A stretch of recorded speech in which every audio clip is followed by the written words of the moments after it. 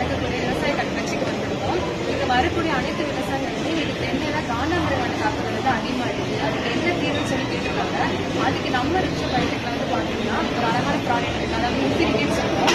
இதுல 5 வகையான நுண்ணுயிர்கள் இருக்கு. மெட்டாரிசம், நிவேரியா, வெட்டிசிலம் மெக்கானி, வெட்டிசிலம் பிளாட்டிலஸ்போரம், நிமோரியா ரிமைன்னு சொல்லுவோம். ஸோ இந்த 5 நுண்ணுயிரை சேர்ந்து நம்ம வந்து கொடுக்கும் பொழுது அந்த காண்டாமிருகம் மட்டும் ஒரு நோயை உருவாக்கி அதை வந்து சாவடிக்கிற அளவுக்கு இதுக்கு ஒரு கேப்பபிலிட்டி வந்து இருக்கு.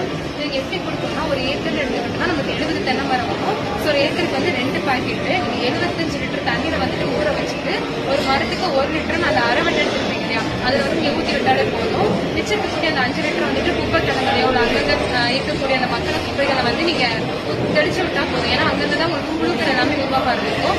ஸோ இப்படி நீங்க 3 மாசத்துக்கு ஒரு 2 டோஸ் கொடுத்தீங்கன்னா உங்களுக்கு ஒரு நிரந்தர தீர்வு இருக்கும்.